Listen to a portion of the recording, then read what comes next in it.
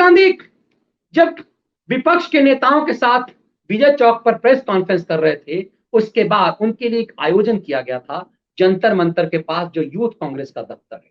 Youth Congress में अपने युवा नेताओं को देख करके राहुल गांधी और बेचैन हो गए, राहुल गांधी और आपाक हो गए, और उन्होंने कहा कि इस नरेंद्र मोदी को, ये संसद की मार्च करने के बाद राहुल गांधी विजय चौक के बाद पहुंच गए जंतर मंतर के पास, जो कांग्रेस का यूथ कांग्रेस का ऑफिस है। वहां पर एक पोडियम बनाया गया राहुल गांधी के लिए, और उसके बाद राहुल गांधी उस पोडियम के सामने खड़े हुए, और राहुल गांधी ने उत्पात मचाते हुए राहुल गांधी ने यह कहना शुरू कर दिया कि नरेंद्र मोदी को इस देश की जनता ने अब पहचान लिया है। उन्होंने कहा कि हमारी आवाज अब तूफान बनकर के सामने आएगा। उन्होंने कहा कि जिस तरह से सदन में हमें बोलने नहीं दिया गया, हमें पेगासस से बोलने नहीं दिया गया, हमें किसानों पर बोलने नहीं दिया गया, हमारे साथ हाथापाई की गई, हमारे सांसदों को धक्का मुक्की की गई, मार्शल बुला करके लाया गया, मार्शलों से हमें पिटवाया गया, ये तमाम झूठ बोलने के बाद राहुल गांधी ने कहा कि अब हमारी आवाज तूफान बन जाएगा। संसद सत्र समाप्त होने के बाद वो चले जाएंगे नानी गांव, लेकिन वो बोल गए जो उन्हें रटाया गया था तोता की तरह, वो बोल गए, लेकिन अपनी बौद्धिक समझ के मुताबिक 52 वर्ष के बालक ने सीमा लांघ दिया। उपराष्ट्रपति का अपमान करने के बाद प्रधानमंत्री पद की गरिमा को लांघते हुए राहुल गांधी ने कहा कि नरेंद्र मोदी को घर से खींच करके, प्रधानमंत्री के निवास से खींच करके लोग फेंक देंगे, ये तूफान। उन्होंने लोग नहीं कहा, उन्होंने कहा कि तूफान जो है, जो हमारी आवाज अब तूफान बन करके निकलेगी, और ये तूफान मोदी को प्रधानमंत्री निवास से निकाल करके फेंक देगा। ये शब्द है राहुल गांधी के। इसी राहुल गांधी ने कभी कहा था कि नरेंद्र मोदी को डंडों से मारा जाएगा।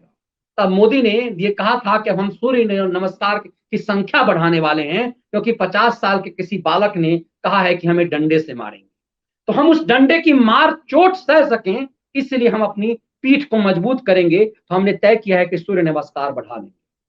प्रधानमंत्री इस मर्यादा से राहुल गांधी की बातों का जवाब दे रहे थे, लेकिन राहुल किस कदर आपाक हो चुके हैं, सत्ता के बिना इस कदर आपाक हो चुके हैं, शर्म एकदम नहीं आती कि वो न कांग्रेस के अध्यक्ष हैं न महासचिव हैं, लेकिन जिम्मेदारी लेते नहीं हैं, रिस्पॉन्सिबिलिटी लेते नहीं हैं, लेकिन उस पद का मजा लेना चाहते हैं। कांग्रेस अध्यक्ष की कुर्सी का मजा तो ले रहे हैं, लेकिन कुर्सी पर बैठ करके उसकी रिस्पॉन्सिबिलिटी नहीं ले रहे। वो ऐसे बैठते हैं जैसे वो कांग्रेस के अध्यक्ष हों। जैसे आप राजतंत्र में होता था कि यदि राजा नहीं है तो बेटा जो किसी भी ढंग से वो एक तरह से राजा की तरह है, राहुल गांधी के साथ के को विपक्ष भी ऐसे ही टैकल करता है। चापलूसी में पूरा विपक्ष राहुल गांधी को के साथ फोटो खिंचवाने के लिए इसी ढंग से व्यवहार करता है। इसीलिए उन्होंने ये बात आज कह दी कि जंतर मंतर पर प्रदर्शन किया, और यूथ कांग्रेस के नेताओं के सामने में जब यूथ कांग्रेस को उन्होंने देखा तो आपाक हो गए, और आपाक होते हुए उन्होंने यह कह दिया कि प्रधानमंत्री के निवास से निकालकर फेंक दिया जाएगा। उन्हें नया प्रधानमंत्री निवास बनने पर ऐतराज है, क्योंकि उन्हें पता चल गया है कि वो प्रधानमंत्री नहीं बनेंगे। इसीलिए कहा कि मोदी अपना घर बना रहा है, जैसे लग रहा है कि मोदी उसी में रहने वाले हैं, कि प्रधानमंत्री निवास जो बन रहा है उसके लिए उन्होंने का सेंट्रल विस्टा प्रोजेक्ट का विरोध करते हुए पूरी साजिश की, और कहा कि नरेंद्र मोदी अपना घर बना रहा है सरकारी प्रॉपर्टी धन से, और इस कोरोना काल में बनवा रहा है। इसकी रोकने की कोशिश की गई। लेकिन यदि वो नरेंद्र मोदी का घर, यदि आपने मान लिया है कोई सरकारी घर है, इतनी बेचैनी है कि ये मान चुके हैं कि प्रधानमंत्री की कुर्सी पर कांग्रेस अब कभी बैठ नहीं सकती।